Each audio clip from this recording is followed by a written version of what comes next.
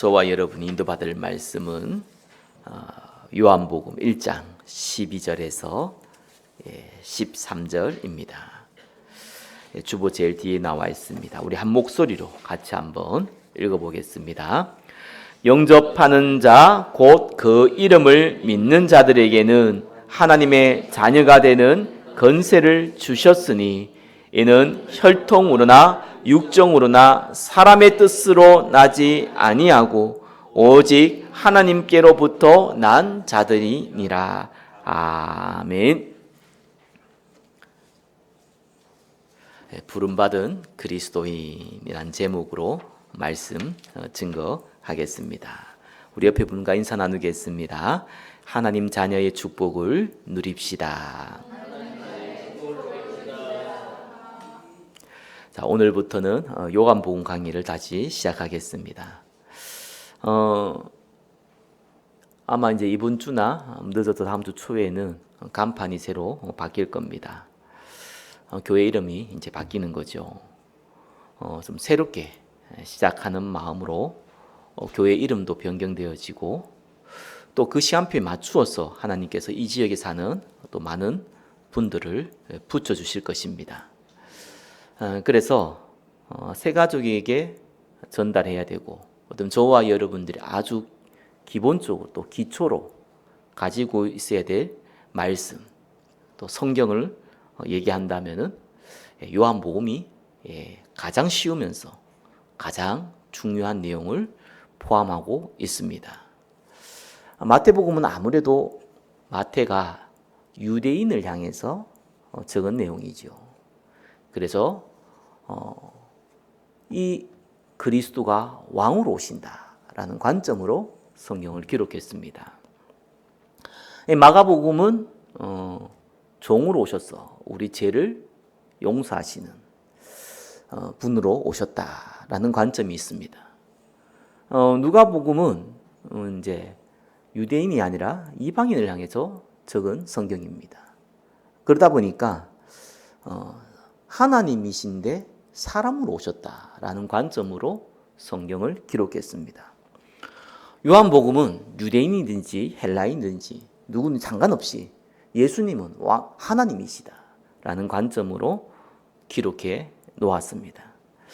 그래서 요한복음은 모든 믿는 사람들의 첫 번째 읽어야 되고 또 마음에 담아야 되고 확인해야 될 성경이 요한복음입니다. 자, 오늘 인도받을 말씀은 요한 1장 말씀입니다. 자, 오늘은 성찬도 있고 세례도 있다 보니까 조금 짧게 진행을 하겠습니다. 집중해서 들으시고 오늘 말씀을 통해서 30배, 60배, 100배의 열매를 얻으시기를 예수 그리스도 이름으로 축원합니다. 자, 요한복음 1장은요. 예수님이 하나님이신데 인간의 몸을 입고 오셨고 그 앞서 세례 요한이 그것을 증거했고 그리고 예수님이 사역을 시작하자마자 함께할 제자들을 불렀다라는 내용이 요한복음 1장의 내용입니다. 자, 첫 번째 보겠습니다. 육신의 몸을 입고 오신 하나님이신 예수입니다. 1절에 태초에 말씀이 계시니라. 이 말씀이 하나님과 함께 계셨으니 이 말씀은 곧 하나님이시니라. 그가 태초에 하나님과 함께 계셨고 만물이 그로 말미암아 지은 바 되었으니 그 안에 생명이 있었으니 이 생명은 사람들의 빛이라. 이렇게 나왔습니다. 자, 우리 말씀 로고스죠? 잘 알는 단어입니다. 그죠? 자, 근데 요한복음 1장 1절 3절에서 읽어보면은 이 말씀이 곧 하나님이시다. 자, 이 말씀을 보고 성경은 요한은 그리스도다. 즉 로고스라는 단어와 그리스도라는 단어 동일하게 적어놨다는 것을 알 수가 있습니다. 그러면서 3절에 지은 것이 하나도 그가 없이는 된 것이 없다. 그리스도께서 창조에 함께 동참했음을 알려주고 있지요. 그래서 그 안에 생명이 있으니, 자, 생명이 뭡니까? 영생을 의미합니다. 영원한 생명, 그죠? 그리스도께서 생명의 주인이시다 이 말입니다. 빛이 어둠에 비침이 어둠이 깨닫지 못하더라. 어둠이라는 것은 생명이 반대되는 얘기죠. 죽음입니다. 즉 사단의 세력가에서 죽어가는 이 세상을 의미합니다. 이 세상이 어둠이에요. 거기에 그리스도께서 빛으로 비추셨는데 깨닫지 못했다라고 나옵니다. 하나님께로 보내심을 받은 사람이 있으니 그의 이름은 요한이라. 그가 증언하여 왔으니 곧 빛에 대하여 증언하고 모든 사람이 자기로 말미암아 믿게 하려 함이라. 자, 증언하러 왔다는 것은 보고 들은 것을 증언한다라는 말이죠. 저와 여러분들은 예수님의 변호사가 되면 안 돼요, 그죠? 저와 여러분들은 예수님의 증인이 되어야 됩니다. 보고 들은 것 말하는 사람들입니다. 자, 빛에 대하여 증언했다랍니다. 4절에도 나와 있죠. 이 빛이 뭡니까? 영생. 영생을 주시는 그리스도. 그것을 의미하죠. 8절에 그는 이 빛이 아니요 이 빛에 대하여 증언하러 온 자라. 세례 요한을 얘기합니다. 참빛 곧 세상에 와서 각 사람에게 비추는 빛이 있었나니 그가 세상에 계셨으며 세상은 그로 말미암아 지은 바 되었으되 세상이 그를 알지 못하였고 자기 땅에 오매 자기 백성이 영접하지 아니하였으나. 자기 백성이 누굽니까? 이스라엘이지요. 그러니까 여기서 자기 백성은 개인이 아니라 집단을 얘기합니다. 공동체를 얘기하죠. 이스라엘은 그리스도가 오기 전에 제사장의 나라로 하나님의 택하신 민족입니다. 그 자기 땅이 왔습니다. 이 땅의 주인이 그리스도임을 분명히 기록하고 있습니다. 12절, 자, 중요한 얘기죠. 오늘 읽었던 얘기입니다. 자, 1절에서 11절까지 무슨 얘기입니까? 하나님이신 예수님이 인간의 몸을 입고 이 땅에 오셨다는 내용이에요. 그것이 말씀으로 성취됐다는 겁니다. 그러면서 12절에 이렇게 얘기합니다. 영접하는 자 곧 그 이름을 믿는 자들에게는 하나님의 자녀가 되는 권세를 주셨으니. 영접하는 게 뭡니까? 이거는 개인적 영접이죠. 자, 이스라엘의 집단적 영접은 아니라도 개인적 영접을 의미합니다. 그러니까 영접이라는 단순하게 받아들이는 게 아니죠. 손님을 영접한다 이럴 때 그 영접입니다. 여기서는 전인격적으로 받아들인다 이런 의미죠. 자, 하나님의 자녀가 되는 권세를 줬다라고 합니다. 저와 여러분이 예수 그리스도를 믿어 하나님의 자녀가 됐습니다. 그렇죠? 죄의 종이 아니라 사단의 종이 아니라 너희 아비 마귀가 아니라 하나님의 자녀가 됐습니다. 근데 그 자녀가 아니라 그 자녀가 되는 권세를 줬습니다. 권세는 위에서부터 아래로 주어지는 것을 의미합니다. 하나님이 우리에게 주신 거예요. 저와 여러분들이 노력을 해서 얻은 것이 아니라 하나님이 일방적으로 주셨어요. 13절에 이는 혈통으로나 육정으로나 사람의 뜻으로 나지 아니하고. 혈통이 뭡니까? 말 그대로 우리 혈연 관계죠. 우리 엄마가 우리 아빠가 내 형제가 목사고 권사고 장로고 그거 상관없습니다. 그거와 상관없다는 거예요. 육정으로 나지 아니하고. 육정이 뭡니까? 욕망 이렇게 하실 수 있겠지만 사회적인 권력, 부 이런 것을 의미하죠. 이 사람이 권력이 있든 어쩌든 이 사람이 영웅이든 상관없다는 거예요. 그걸로는 구원 못 받는다는 거예요. 그러면 사람의 뜻으로 말미암지 아니하고. 사람의 뜻은 어떤 겁니까? 내가 하나님을 만나기 위해 수고하는 모든 노력들, 율법을 지킴과 또 수양하는 것과 또 여러 가지 이성적인 공부를 하는 것, 이거하고는 전혀 상관없다는 거예요. 하나님 만나는 거는.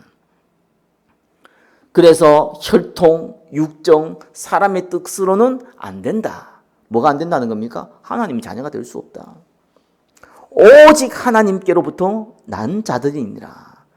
하나님의 구원 사역은 하나님의 은혜로 시작됨을 성경은 기록하고 있습니다. 하나님께로 난 거예요. 저와 여러분들은 예수를 믿어서 구원받은 것이 아니라, 틀린 말은 아닙니다. 예수 믿어서 구원받았죠. 정확하게 얘기하면 하나님께로 나눴어요. 그러면 하나님이 우리에게 은혜를 줬어. 그죠? 믿을 수 있는 믿음을 선물로 우리가 받아가지고 예수 그리스도를 믿게 된 겁니다. 그것이 하나님의 선물이고 하나님께로부터 난 자들입니다. 저와 여러분 그렇게 구원받았어요. 자, 14절에 뭡니까? 말씀이 육신이 되어 우리 가운데 거하심이. 자, 하나님의 말씀이 육신이 되었다. 자, 말씀과 그리스도를 동일하게 취급하면서 이 말씀이 육신이 됐다고 얘기합니다. 그래서 우리 가운데 거하심에 이 땅에 왔다는 거예요. 우리가 그의 영광을 보니 아버지의 독생자의 영광이요 은혜와 진리가 충만하더라. 요한이 그에 대하여 증언하여 외쳐 이르되 내가 전에 말하기를 내 뒤에 오신 이가 나보다 앞선 것은 나보다 먼저 계심이라 한 것이 이 사람을 가리킴이라 하니라. 우리가 다 그의 충만한 데서 받으니 은혜 위에 은혜더라. 이게 무슨 말이냐니까요. 은혜가 있잖아요. 그 은혜 위에 은혜가 있는 거예요. 그 말은 다르게 얘기하면은 우리가 은혜 받았잖아요. 세상 말도 은혜 떨어졌다 하잖아요. 은혜를 받으면요, 그 은혜가 그 능력을 발휘하고 나면은 사라집니다. 그럼 끝나잖아요. 근데 뭡니까? 은혜 위에 은혜예요. 또 다른 은혜를 오는 거예요. 이건 영속성을 얘기합니다. 계속적으로 저와 여러분이 은혜가 임하는 거예요. 그죠? 그래서 그의 충만한 데서 받았다. 차고 넘치는 완전한 분량 가운데서 우리가 은혜를 계속 받게 된다. 그 말을 의미합니다. 17절에 율법은 모세로 말미암아 주어진 것이요 은혜와 진리는 예수 그리스도로 말미암아 온 것이라. 그렇죠? 율법은 뭡니까?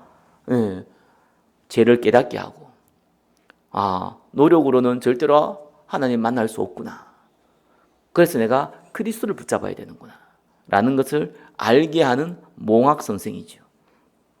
그래서 율법은 모세로 말미암아 주어진 것이다. 그러나 행위니까요. 은혜와 진리는 이거는 우리의 수준이 아닙니다. 저와 여러분의 수준이 아니에요. 하나님이 일방적으로 주셔야 되는 거예요. 그죠? 그래서 예수 그리스도로 말미암아 온 것이다. 자, 1번 제목이요. 육신의 몸을 입고 오신 예수, 하나님이신 예수예요. 자, 성자 하나님이신 예수 그리스도께서 인간의 몸을 입고 오셨다. 그리고 저와 여러분은 이 그리스도를 믿음으로 죄와 운명과 사단의 문제를 완전히 해결받았다. 왜요? 이 문제를 해결하기 위해서 십자가에 죽으셨고 하나님이란 증거로 3일 만에 부활하셨잖아요. 이 사실을 믿고 예수 그리스도를 나의 주인으로 받아들이는 걸 보고 뭡니까? 영접이라고 합니다. 그래서 영접을 사람들이 많이 여러 단계로 또 나누기를 하잖아요. 그죠? 그래서 아는 단계, 믿는 단계, 받아들이는 단계, 입으로 시인하는 단계, 그죠? 그래서 나타나는 단계, 의미는 있다고 봐요. 저와 여러분 전도해보면 이런 거 아닙니다. 복잡지가 않아요고요. 전도해보면요, 그냥 이 5가지가 동시다발적으로 됩니다. 그죠? 구원은요, 진짜입니다. 하나님께로 난 거예요. 그래서 이 예비되어 있어요. 구원 진짜 예비되어 있습니다. 전도자들은 알잖아요. 전도해본 사람 알아요. 저와 여러분이 수고하고 노력하고 설득한다고 되지가 않아요, 절대로. 물론 그게 필요 없다는 건 아닙니다. 그죠? 그 사람이 지금 안 믿어도 난 좀 믿을 수가 있으니까 억지로라도 한 번씩 전해보는 것은 괜찮죠. 그러나 진짜 이거 하나님 은혜 없으면 안 되게 돼 있어요. 그 설득하고 논쟁 같은 거 절대로 전도하면 하면은요 도움 안 됩니다. 설득하고 논쟁도 해보고 그죠? 네 말이 맞니 내 말이 맞니 역사의 얘기도 해보고 뭐 철학적인 얘기도 해보고 다 좋은데 경험해 볼 필요는 있는데 저와 여러분들은 굳이 할 필요가 많지 않는 것이 시간 낭비예요. 그리고 사람은요 단순히 지식적인 존재가 아니잖아요. 영적인 존재예요. 그러다 보니까요 저는 이제 아무래도 이제 논쟁이라기보다는 설득하거나 이런 경우도 해보니까 내 말이 잘해가지고 내가 말을 잘해가지고 이 사람이 반박할 수 없도록 내가 얘기를 했다 합시다. 그럼 어떤 일이 벌어질까요? 그래, 네 말이 맞구나. 나도 예수 믿어야지. 그럴 것 같아요? 절대 안 그렇습니다. 속으로 생각합니다. 두고 보자. 이렇게 생각합니다. 기분 나쁘다 이거지요. 그래서 설득이나 논쟁은 어떻게 보면 복음 전하는데 방해가 되더라고요. 그래서 안 듣는 사람은 다른 얘기하면 되잖아요. 그래서 여러분 가까운 가족이나 친지나 또 뭐 가까운 뭐 친구나 관계된 사람 중에 예수 안 믿는 사람도 있을 겁니다. 그 사람들에게는 다른 거 아닙니다. 가끔씩 야, 너도 예수 믿어 이런 얘기는 괜찮죠. 교회 한번 나와봐 이런 것도 괜찮은 거예요. 그러면 돼요. 거기에다가 네가 안 믿으면 지옥 간다. 3, 4대가 다 망한다. 저주를 품지 마세요. 그럼 기분 나빠가지고요. 영원한 적이 됩니다. 그럼 왜 그런 짓을 합니까? 그죠?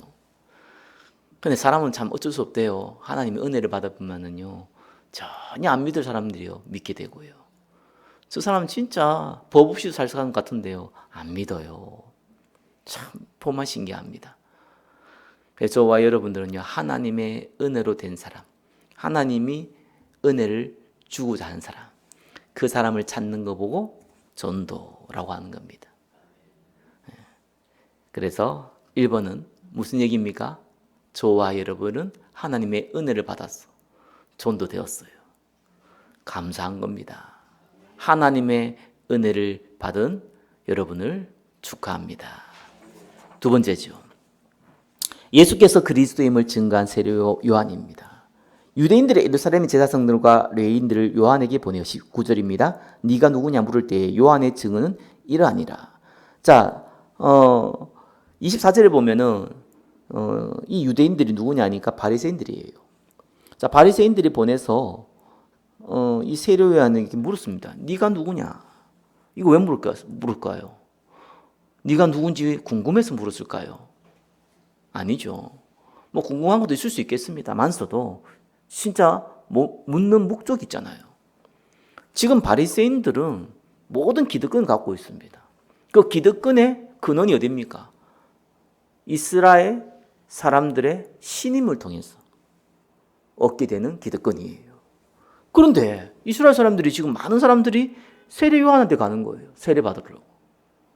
그 인기가 뺏기잖아요. 이건 단순한 인기가 아닙니다. 이건 권력과 연결된 겁니다. 그러니까 걱정이 되는 거예요. 이게 뭐냐 이거. 그래 가서 세례 요한의 틈을 잡아라. 약점을 잡아라. 말꼬리를 붙잡아라. 그거 하기 위해서 사람을 보냈어요. 그래서 물은 질문이 네가 누구냐라는 질문입니다. 그때 세례 요한은 뭐라고 얘기했습니까? 요한이 드러내어 말하고 숨기지 아니하니 드러내어 하는 말이 나는 그리스도가 아니라 한데 또 묻되 그러면 네가 누구냐? 네가 엘리야냐? 이르되 나는 아니라. 또 묻되 네가 그 선지자냐? 대답하라 하되 아니라. 또 말하되 누구냐? 우리를 보낸 이들에게 대답하게 하라. 너는 내게 대하여 무엇이라 하느냐? 이르되 나는 선지자 이사야의 말과 같이 주의 길을 곱게 하라고 광야에 외치는 자의 소리로라 하니라. 그들은 바리새인들이 보낸 자라. 자, 세례 요한이 네가 누구냐, 그리스도냐, 이사야냐 막 이렇게 물을 때 아니라 했습니다. 저와 여러분에게도 동일합니다. 그죠? 저와 여러분 누굽니까? 그냥 그리스도의 증인이에요. 예수 그리스도를 믿은 하나님의 자녀요. 그리스도의 증인입니다. 단순한 거예요. 25절입니다. 또 물어 이르되 네가 만일 그리스도가 아니요 엘리야도 아니요 그 선지자도 아닐진데 어찌하여 세례를 베푸느냐 이럽니다. 예를 들면 여러분이 전도하는데 네 누구야? 아 저는 예수 믿는 사람이에요. 네가 목사냐? 네가 목사도 아닌데 왜 전도해? 이런 질문하고 같은 거예요. 황당한 질문이죠. 그때에 세례 요한이 뭐라고 얘기했습니까? 26절에 나는 물로 세례를 베풀거니와 너희 가운데 너희가 알지 못한 한 사람이 있으니 곧 내 뒤에 오시는 그이라. 나는 그의 신발끈을 풀기도 감당하지 못하겠노라 하더라. 동문서답을 얘기합니다. 네가 왜 세례를 베푸냐? 아니 내가 하나님 보내신 이 그리스도를 증언하라고 미리 보냈기 때문에 그래서 세례를 베푼다 이렇게 얘기되잖아요. 그 얘기 안 합니다. 왜?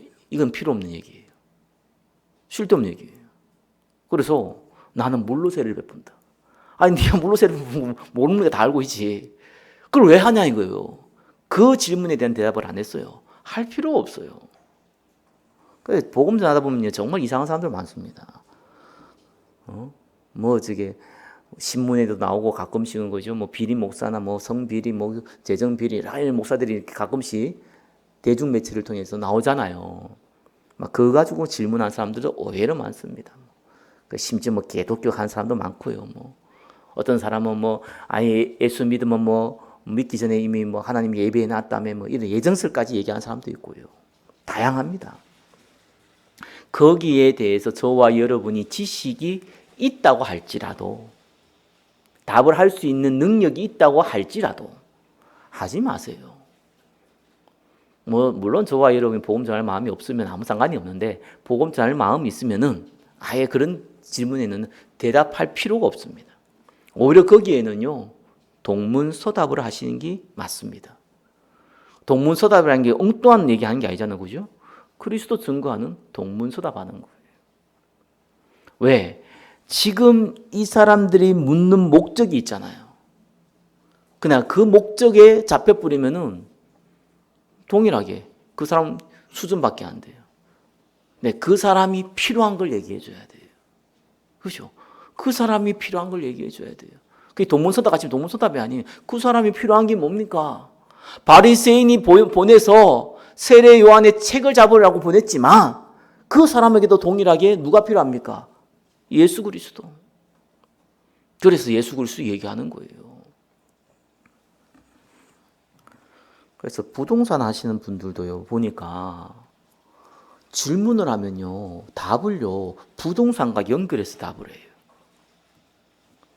그만큼 모든 사람은 자기가 중요시인 거 있잖아요. 그거와 연결해서 답을 하려고 합니다. 그게 전문가입니다.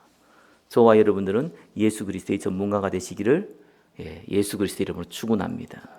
28절에 이 일은 요한이 세례를 베푸던 요단강 건너편 베다니에 일어난 일이라. 이튿날 요한이 예수께서 자기에게 나오심을 보고 이르되 보라 세상 죄를 지고 가는 하나님의 어린 양이로다. 저와 여러분이 이런 고백할 필요는 없죠. 이미 예수님 십자가에서 다 끝내셨고, 그것도 2000년 전에, 그죠? 그러나 그분이 누굽니까? 우리의 모든 인류의 죄를, 저와 여러분의 모든 죄를 짊어지시고 가시는 이 하나님의 어린 양, 우리 죄를 짊어지신 분이다, 그 말입니다. 내가 전에 말하기를 내 뒤에 오는 사람이 있는데 나보다 앞선 것은 그가 나보다 먼저 계심이라 한 것이 이 사람을 가리킴이라. 나도 그를 알지 못하였으나 내가 와서 물로 세례를 베푸는 것은 그를 이스라엘에 나타내려 함이라 하니라. 요한이 또 증언하여 이르되 내가 봄에 성령이 비둘기같이 하늘로부터 내려오고 그 위에 머물렀더라. 나도 그를 알지 못하였으나 나를 보내어 물로 세례를 베풀라 하신 그이가 나에게 말씀하시되 성령이 내려서 누구 위에 머무르는 것을 보거든 그가 곧 성령으로 세례를 베푸는 이인 줄 알라 하셨기에 내가 보고 그가 하나님의 아들이심을 증언하였노라 하니라. 예수님께서 세례 요한을 보고 뭐라 그랬냐니까요, 여자가 낳은 자 중에 가장 큰 자다라고 얘기했습니다. 그럼 다 저와 여자가 낳았죠. 그 말이 아니고요, 그렇죠? 인류의 인생 중에 가장 큰 자를 세례 요한이라고 얘기했어요. 근데 이 세례 요한의 사역은요, 심플합니다. 예수님이 그리스도인 것을 보고 들은 거, 전달한 겁니다. 그게 세례 요한이에요. 자, 그러면 저와 여러분이 보고 들은 게 없으면 어떡합니까? 말할 게 없지요. 그렇잖아요. 그래서 여러분 전도자가 된 첫 번째 방법은요, 다른 거 아닙니다. 하나님의 말씀부터 들어야 돼요. 그렇죠. 그 말씀이 성취해야 돼요. 기도해야 돼요. 그러면 하나님 증거가 옵니다. 너무 단순한 원리예요. 그 증거를 가지고 얘기하는 겁니다. 그래서 복음 전할 때는요, 논리로 전하는 것도 중요하고요. 심플하고 뭐 세상을 산박하게 전하는 것도 중요하고요. 재미있게 전하는 것도 중요합니다. 그러나 진짜 중요한 건 뭡니까? 보고 들은 거 전해야 돼요. 안 보고 들었는데 뭐 합니까? 뭐 어떤 게 보고 들어야 됩니까? 자, 그건 나중에 얘기하고, 자, 저와 여러분들은 이번 내용의 핵심이 뭡니까? 증인이 되라. 변호사가 되지 말고 증인이 되라. 그 내용입니다. 세 번째입니다. 함께할 첫 번째 제자들을 부르신 예수 그리스도입니다. 35절에 또 이튿날 요한이 자기 제자 중 두 사람과 함께 섰다가, 두 사람은 베드로의 형제 안드레와 사도 요한을 얘기합니다. 예수께서 그는 신을 보고 말하되 보라 하나님의 어린 양이로다. 두 제자가 그의 말을 듣고 예수를 따르거든. 예수께서 돌이켜 그 따르는 것을 보시고 물어 이르시되 무엇을 구하느냐. 이르되 랍비여 어디 계시오니까 하니 랍비는 번역하면 선생이라. 예수께서 이르시되 와서 보라. 그러므로 그들이 가서 계신 데를 보고 그날 함께 거하니 때가 10시쯤 되었더라. 와서 보라. 이것도 굉장히 중요합니다. 저와 여러분 복음 전할 때는요, 복음을 전하는 건 참 중요해요. 근데 어떤 면에서 우리가 복음을 전할 때요, 이 사람에게 제 상황과 여건과 환경에 맞춰서 잘 전하면 좋겠죠. 근데 대부분 저와 여러분 알다시피 그런 여건, 환경, 시간표 잘 안 됩니다. 그죠? 그래서 보통 어떻게 저와 여러분 전합니까? 우리 교회 한번 와보세요. 이렇게 전합니다. 그게 나쁜 게 아니에요. 왜 그렇습니까? 교회는요, 예배가 있습니다. 말씀이 있고요. 찬양이 있습니다. 또 영적으로 역사하는, 성령이 역사하는 기도가 있습니다. 그렇죠? 그래서 어떤 면은 좀 이런 표현이 이상하지만 전도하다 보면 논쟁할 경우가 있잖아요. 근데 제가 설교를 하는데 갑자기 손 들고 목사님 그 얘기는 전 다르게 생각하는데요. 이렇게 하는 경우는 정말 약간 뭐 또라이 비슷한 사람 아니면 여기 없거든요. 그렇죠? 그러니까 일방적으로 좀 듣게 돼 있어요. 설교는 프리싱이 나잖아요. 상대하고 토론하지 않고 일방적으로 전달하는 내용입니다. 그러니까 복음 전하기가 굉장히 좋은 곳이 교회예요. 그래서 예수님께서 직접 와보라는 거예요. 나와 함께 있어보라는 거예요. 내가 누군지 내가 말로 설명하면 스스로를 증언하기 때문에 다른 사람 볼 때에 자기 잘났다 이렇게 착각할 수 있잖아요. 자기 자랑처럼 보일 수 있잖아요. 와서 보라는 겁니다. 내가 누군지를 보라는 거예요. 뭐 저와 여러분들은 그리스도가 아니니까, 하나님 아니니까 그런 표현 할 필요 없죠. 그죠? 그러나 예수님은 직접 그 얘기했어요. 와서 보라. 저와 여러분은 어떻게 얘기해야 됩니까? 그리스도께서 역사하시는 가장 역사하시는 곳, 교회에 와서 보라는 거예요. 그것이 저와 여러분의 또 다른 정도의 방법입니다. 자, 이러면서요, 40절입니다. 요한의 말을 듣고 예수를 따른 두 사람 중에 하나는 시몬 베드로의 형제 안드레라. 그가 먼저 자기의 형제 시몬을 찾아 말하되, 베드로죠, 우리가 메시아를 만났다 하고, 메시아는 번역하면 그리스도라. 데리고 예수께로 오니 예수께서 보시고 이르시되 네가 요한의 아들 시몬이니 장사 게바라 하리라 하시니라. 게바는 번역하면 베드로라. 지금 베드로 형제 안드레, 사도 요한, 베드로 불렀죠.